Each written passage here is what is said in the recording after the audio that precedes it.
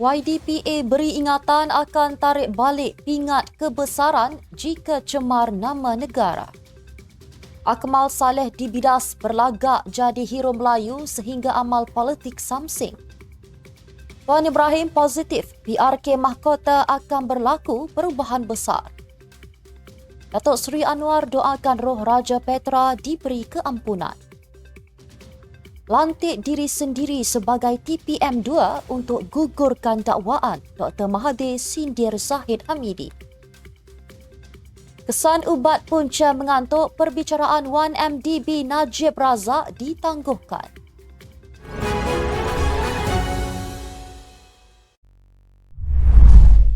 Bismillahirrahmanirrahim. Assalamualaikum dan salam Malaysia Madani. Bersama saya Mirakilah dalam Netstep News edisi petang. Jangan lupa ikuti kami di semua platform Netstep Malaysia.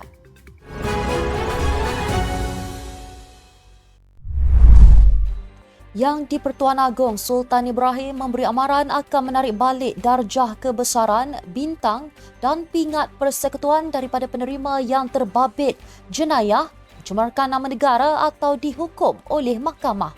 Baginda bertitah setiap penerima yang sudah dipilih seharusnya bersifat jujur dan amanah kepada pemerintah, menjaga tingkah laku dan tidak terbabit dalam kegiatan rasuah serta sebarang kesalahan jenayah. Justru baginda telah menitahkan kerajaan untuk menyemak mana-mana banduan yang mempunyai darjah kebesaran supaya dapat ditarik balik. Sultan Ibrahim bertitah demikian pada istiadat menghadap dan istiadat pengurniaan darjah kebesaran, bintang dan pingat persekutuan sempena sambutan ulang tahun Hari Keputeraan Rasmi yang di-Pertuan Agong pada Sabtu.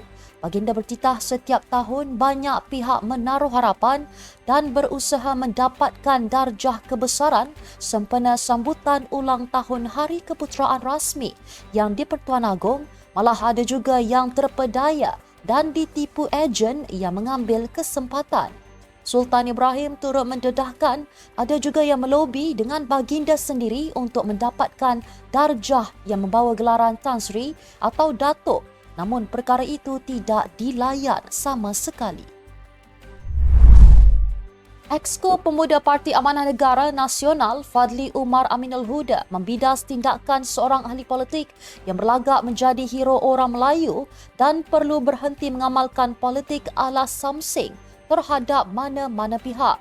Beliau berkata Ketua Pergerakan Pemuda UMNO Dr. Muhammad Akmal Saleh seharusnya perlu menyedari bahawa tindakannya yang mengkritik isu pensijilan halal terlalu keterlaluan. Terdahulu, Akmal menerusi hantaran video di TikTok mengecam kenyataan naib pengerusi DAP Teresa Kok berhubung isu cadangan sijil halal bagi setiap restoran dan kedai makan.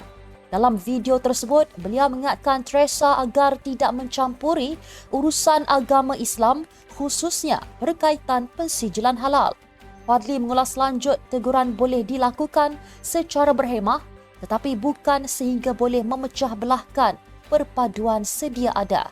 Tegas beliau, pihaknya berharap Dr. Akmal tidak melakukan lagi perbuatan tersebut sehingga mencetuskan harmoni ke tahap tidak boleh dikawal.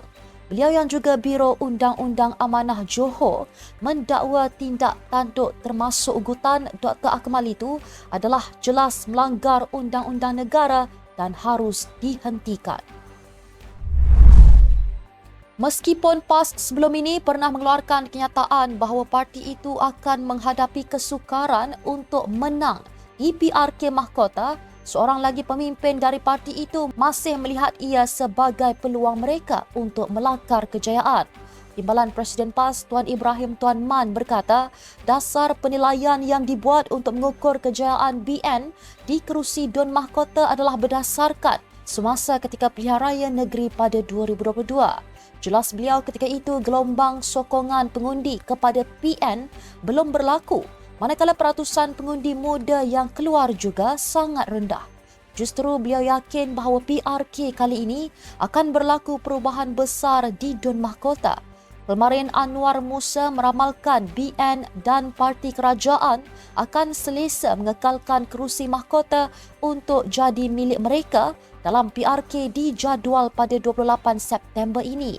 Anwar yang juga timbalan pengarah pilihan raya PAS Pusat berkata dalam PRN lalu, calon BN mendapat lebih 16,000 undi manakala salah seorang pencabarnya dari PH mengumpul lebih 11,000 undi. Berdasarkan perolehan tersebut juga, kata Anwar, parti kerajaan sudah memiliki hampir 28,000 undi.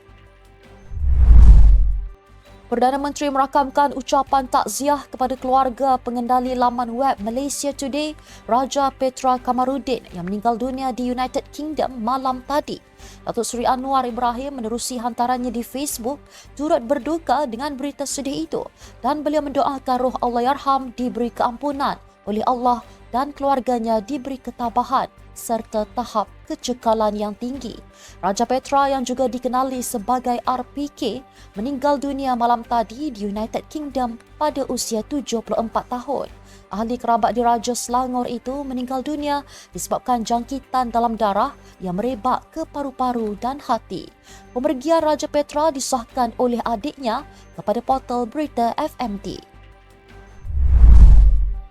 Jika anda didakwa di mahkamah, pastikan anda dilantik sebagai timbalan Perdana Menteri 2, maka tuduhan ke atas anda akan digugurkan. Demikian ungkapan sindiran daripada bekas Perdana Menteri Tun Dr. Mahathir Mohamad yang menjawab kenyataan Presiden UMNO Datuk Seri Dr. Ahmad Zahid Hamidi berkaitan desakan cuti terhadap dirinya.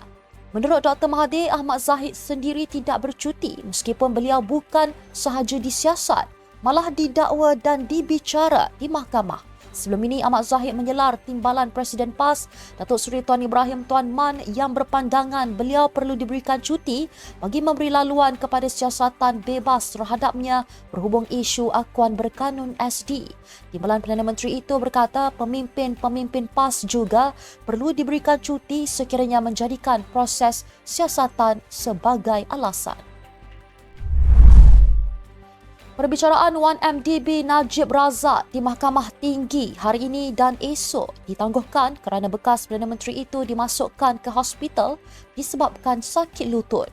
Perunding kanan ortopedik Hospital Kuala Lumpur, Dr. Siti Hawa Tahir memberitahu mahkamah Najib diberikan cuti sakit 2 hari agar sakit di lutut kanannya dapat dirawat.